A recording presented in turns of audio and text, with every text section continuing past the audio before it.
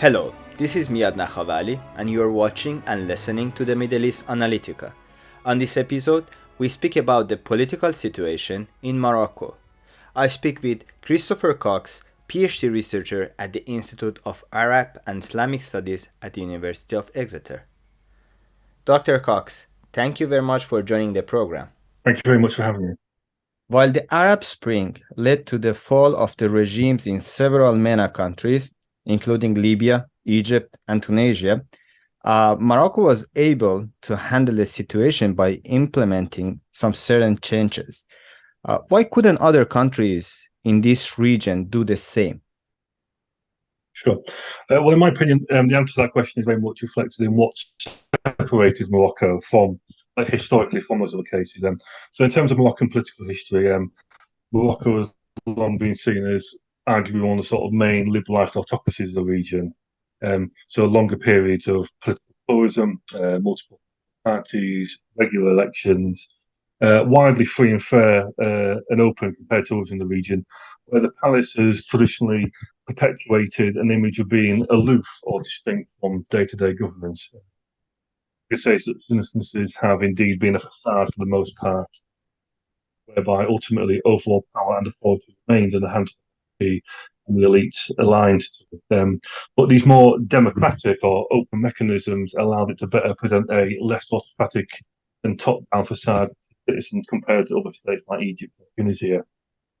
Furthermore, because of long-standing pluralism, it is also allowed the palace to orchestrate a divide and rule system, whereby historically elections have produced parliament, coalition governments composed of various parties.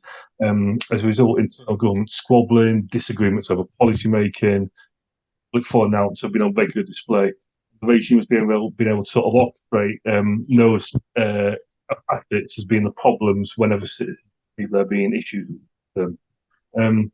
Overall, it has worked for the regime as a means of perceptively disconnecting itself from the sort of day-to-day political process, whereby the public disconnect and opposition was directed more towards sort of these forces rather than the monarchy or the palace at the very top. In other cases like Egypt, Libya, and Tunisia, for instance, was not so complete. It was easy for citizens to make claims about strong top-down governance. This was facilitated more by the concentration of political power. So yes, states like Egypt had political pluralism for many years with elections with multiple parties. Actual political power was concentrated in the dominating regime parties, with the president heading those at the very top. There was no sort of separate tiered polity like Morocco, where the regime could try to foster a more disconnected identity from governance.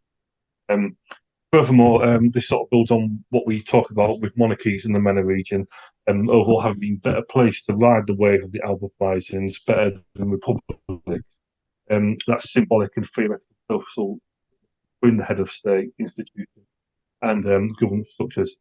For instance, the monarch in Morocco, also in Jordan, for example, long held a cultural and religious identity among the wider society, and traditionally enjoys much support in terms of its social role. The Arab uprising was able to sort of distinguish between the social aspect of identity and the political aspect of identity. Monarchies were better placed too. Republics, by virtue of that lack of those at the very top, inspiring a deep-rooted identity in society, therefore struggle to separate themselves more from the overall political image. Lastly, the image allowed King Mohammed VI in Morocco to come in as a political arbiter during the protests to try and resolve the situation by announcing reforms, institution which was followed by gradual demobilization and mass protest. This was something that could not happen in Tunisia or Egypt, for example, because Ben Ali and Mubarak effectively were seen as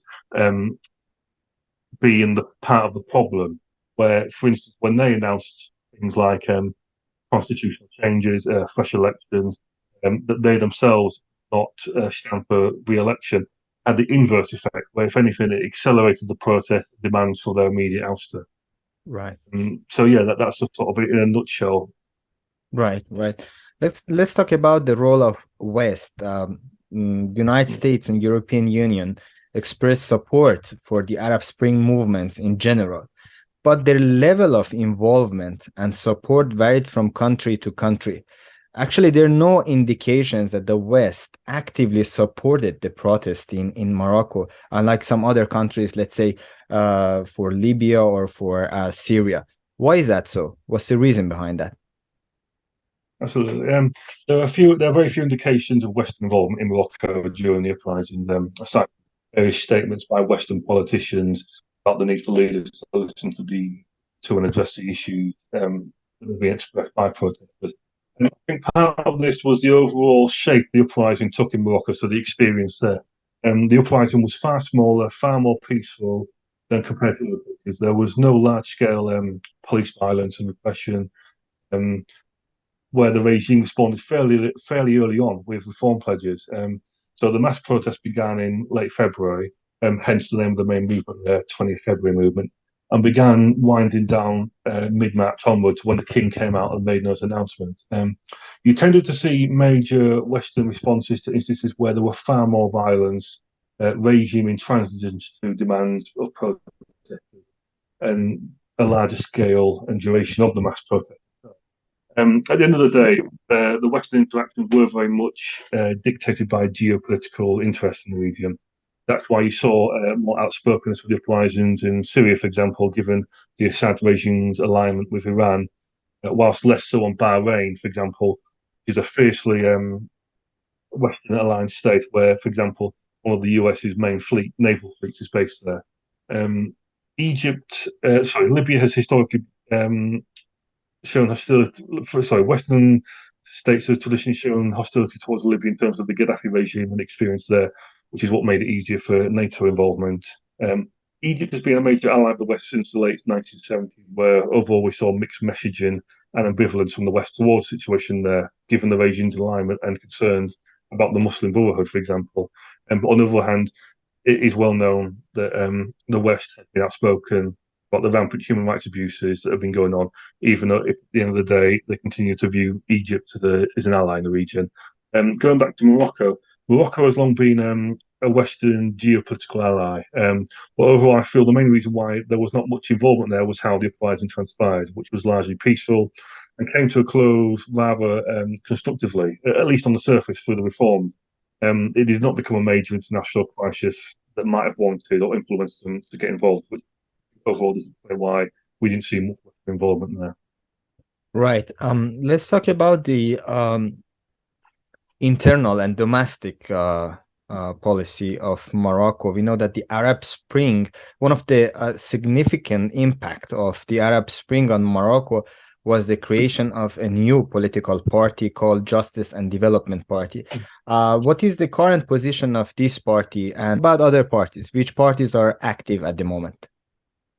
The PJD has actually been around for quite a while. It's been around from around 2002, but it was mainly, in opposition up until 2011. So yeah, the PJD benefited largely from it being perceived as a clean slate. 11, perceived as relatively free, competent force, especially when compared to other big parties, which have become viewed as weak, ineffective, and even co-opted by the palace. However, it has suffered a lot during its tenure heading the government over the past between 11 and 2021, which is reflected in the fact that it got absolutely decimated in the 2021 elections, winning just 13 seats down from a plurality of 125 back in 2016. The first 5 years of the PJD government were seen as more assertive, arguably because it was headed by Abdelilah Ben Karain, who was seen as a more charismatic and independent head of government, who did at times the palace over issues like the reform, religious and cultural matters, and overall, and at times debating on the longer term role of the monarchy in modern day Morocco.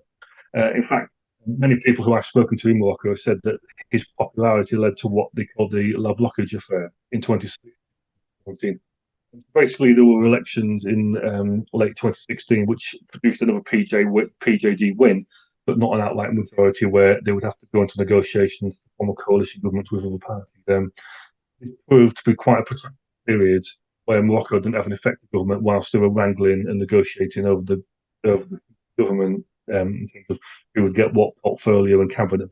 And it is believed that the palace at the time hold one of the key political figures, Aziz Akanout, who is actually the head of the government now, sort of restrain himself or not get involved in negotiations on the impasse, and this led to Ben Crane essentially being sacked by the palace, and another member of the PJD, Said El Othmani, being tasked with forming the government, which he managed to do in just over a week.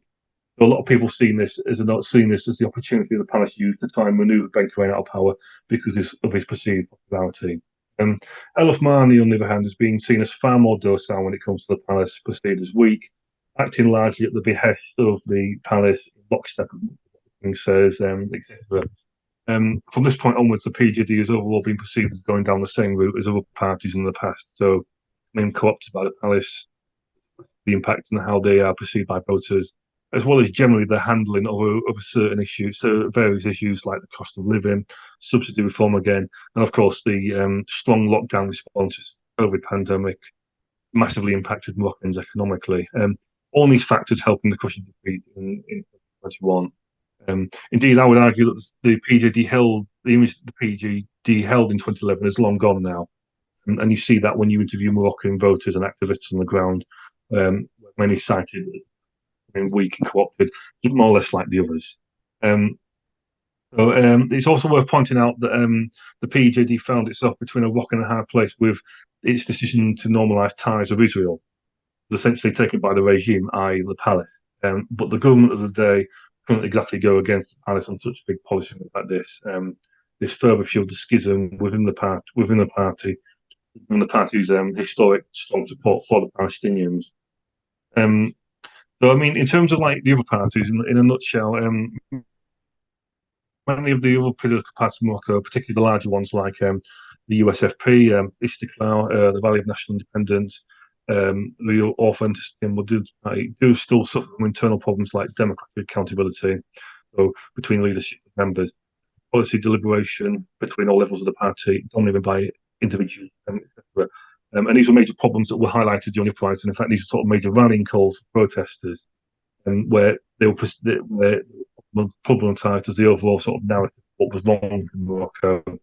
Fortunately, overall, these issues continue to preside and help explain overall aversion among Moroccans to join political parties in elections, particularly young people, who, from my research, overall say parties continue to overwhelmingly be dismissive of their concerns and exclusive of their voices. We see that in the fact that many young people still continue not to vote. Right. We know that as you mentioned, political parties are playing an important role in Morocco's political system, but they also face significant limitations. We know that the parties must be authorized by the government, and the government has the power to dissolve them. The king has a significant influence over the political system. How should we call Morocco? An authoritarian regime or a limited democratic system? That's a very good question, and it's one that sort of people like myself, researchers on Morocco and other similar cases, struggle with in terms of which sort of way it leans more towards. I mean, I would say you could argue, depending on your definitions of the terms, it's a bit of both. But the continued autocratic status quo remains the overarching shaper of politics there. It is a limited democracy, especially since they have largely free and fair elections, normal and regional and local levels. However, it's elected officials who enact policies on their own prerogative. This is primarily because the palace still has the final say on legislation, effectively veto anything that Parliament votes. Many political parties and politicians continue to pay lip service to the king.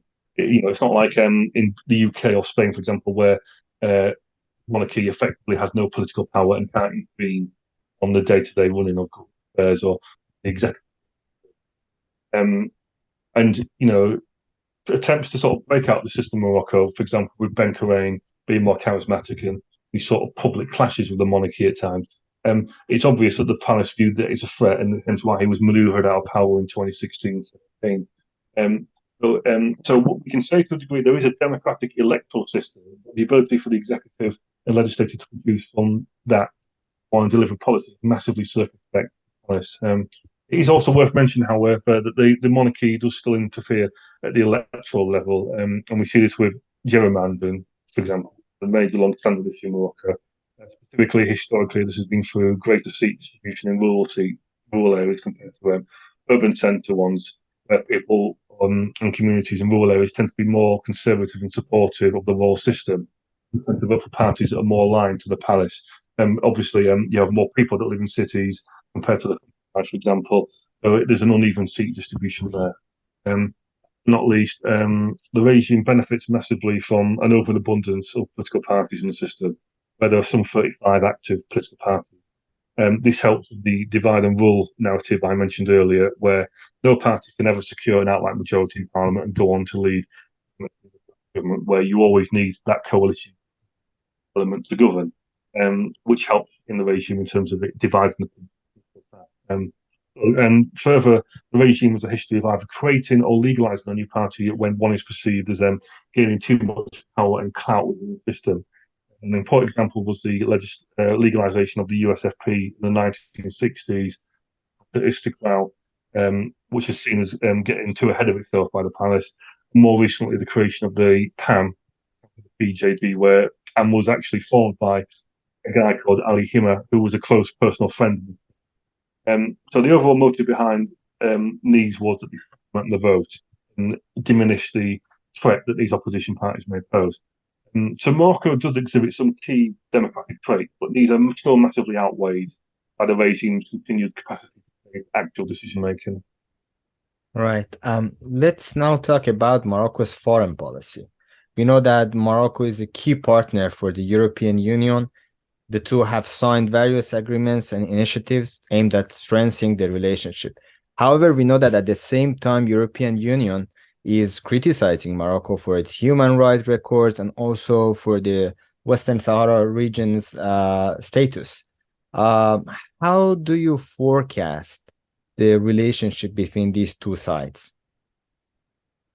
Indeed. Um, there has been historical analysis of so-called democratic aid from the Europe into large organisations to sort of both monitor human rights and sort of entrenched citizens' ideas of active citizenship, social justice and political rights, etc. This has largely continued unabated, Morocco's history, and has certainly accelerated since 11. In terms of reality, however, you're right, you do see loads of human rights abuses that continue to be well documented. You see this with numerous arrests of activists and journalists.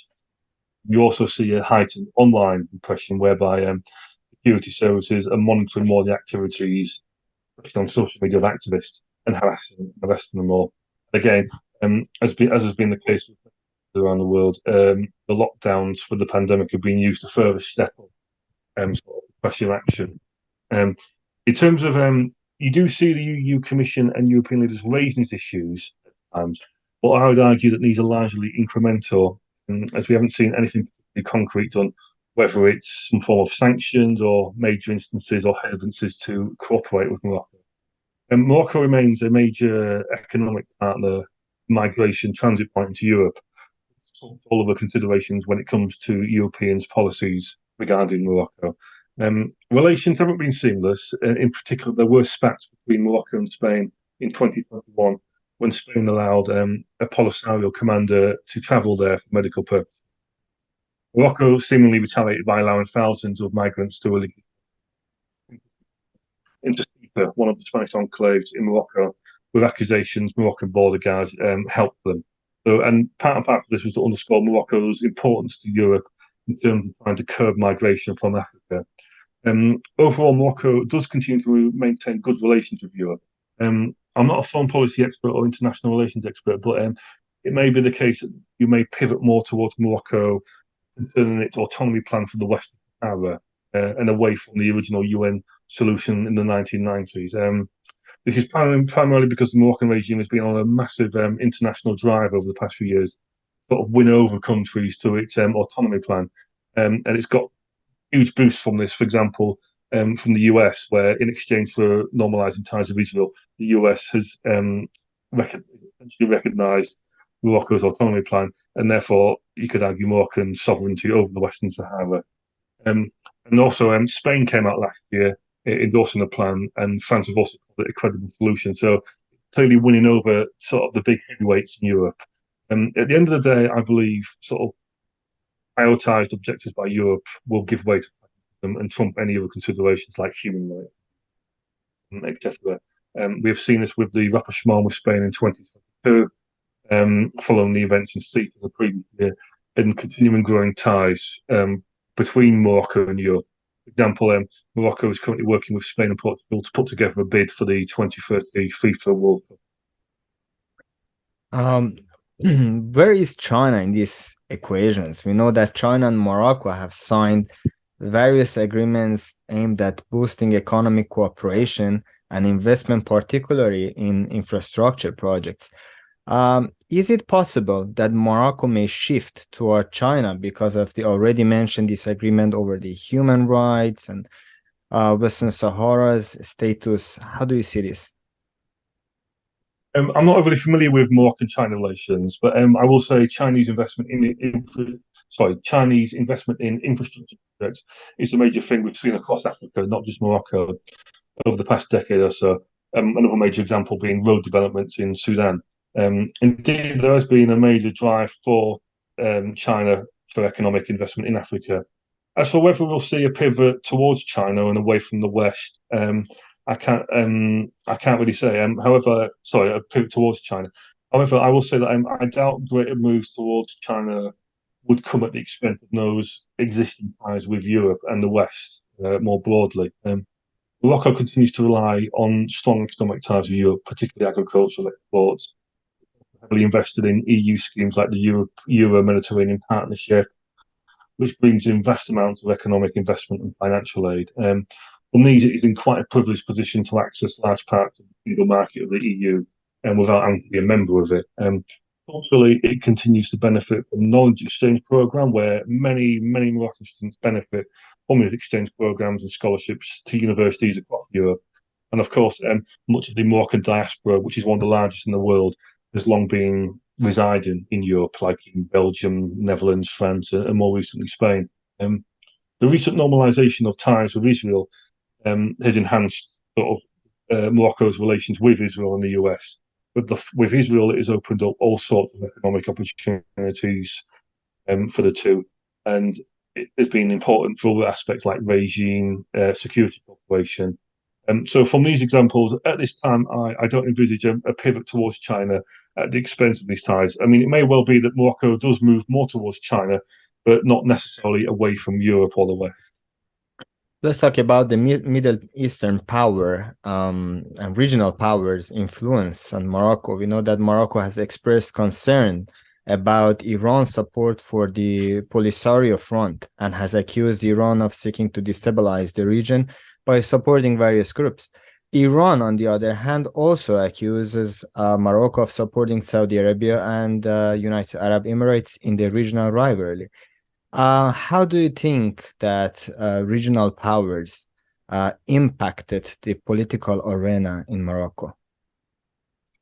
Again, unfortunately, I do not know lots about this to make an adequate or major informed assessment. But it has indeed been the case that Morocco's stance, sort of vis-a-vis other regional powers, has been dictated by their respective policies towards Morocco's over the Western Sahara, i.e., they tend to have relations with those that support their claim and autonomy plan, and bad relations with those that don't.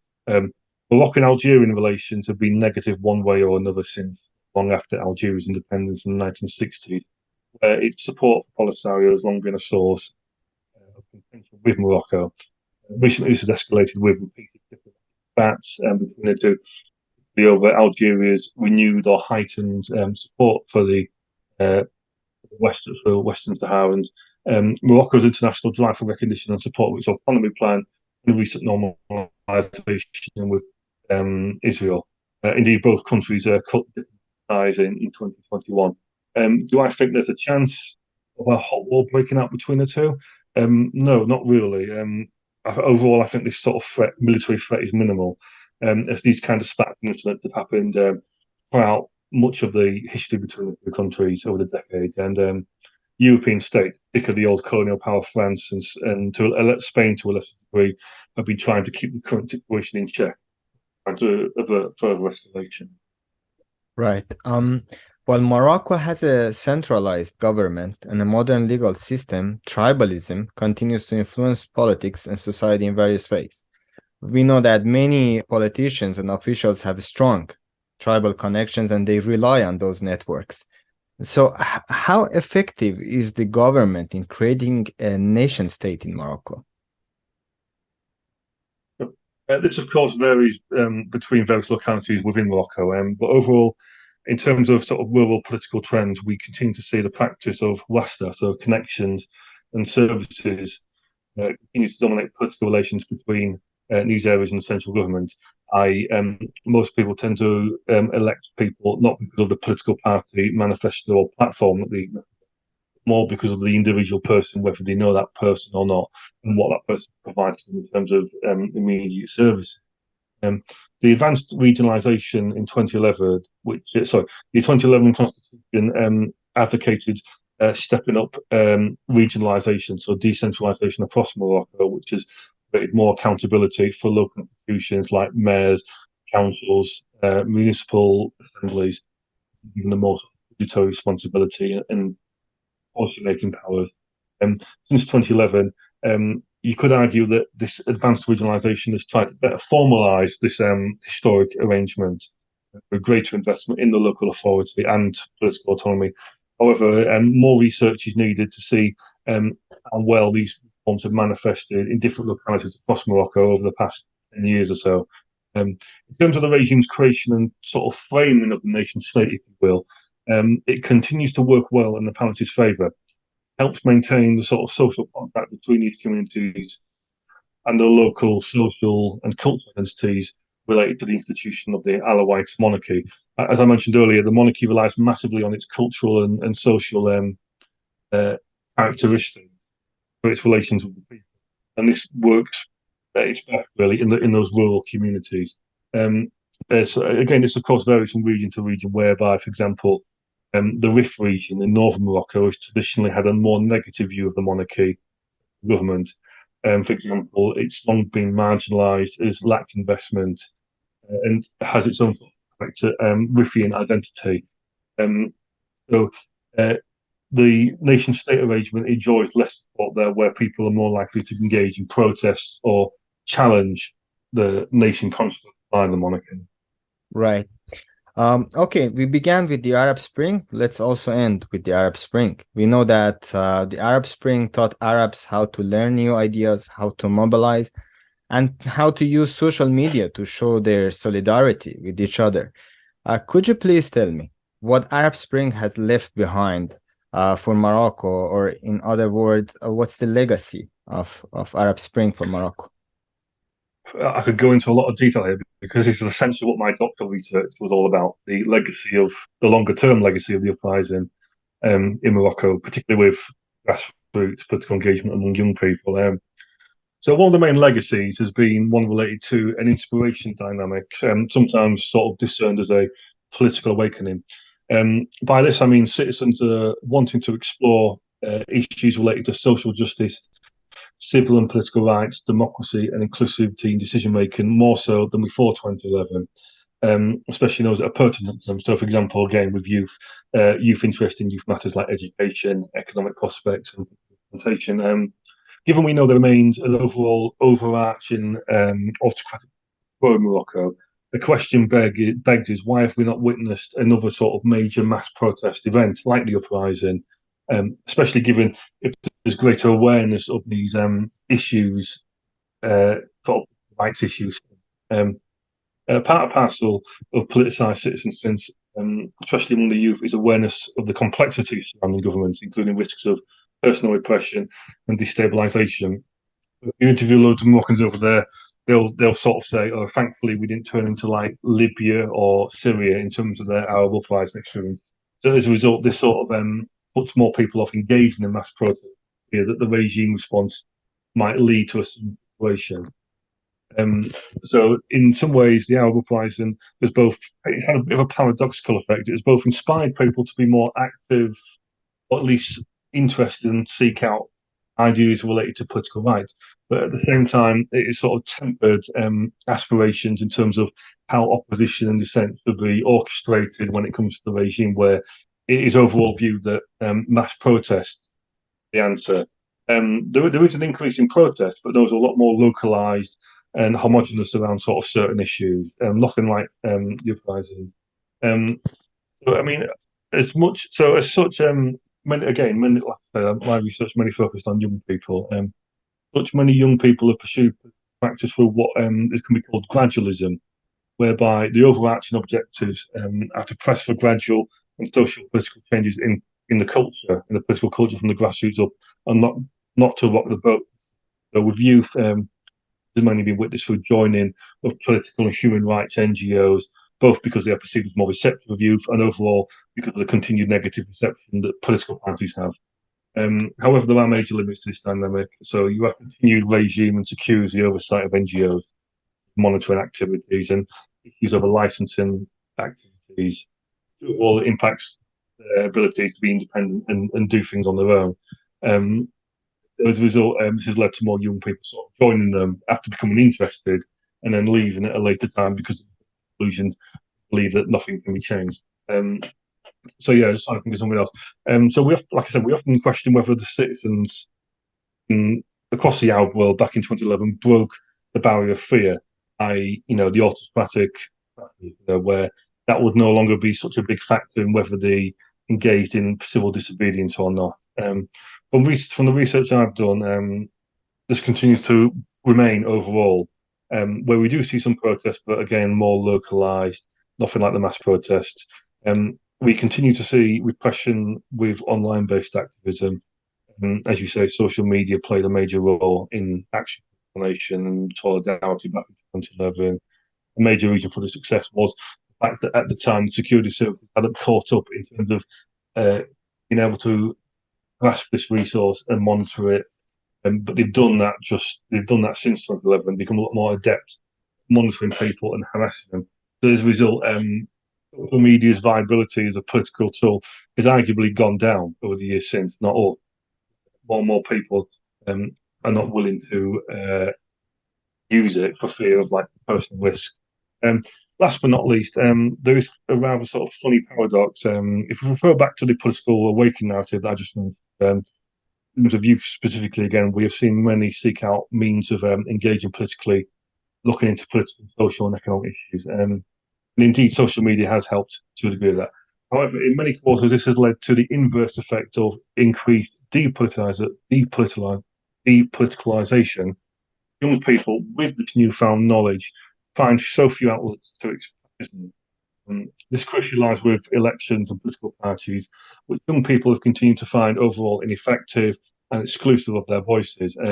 I've met many people who became interested in participation thanks to sort of the inspiration of 2011 and then joined political parties, but when he got to them, found out that they were anything but democratic.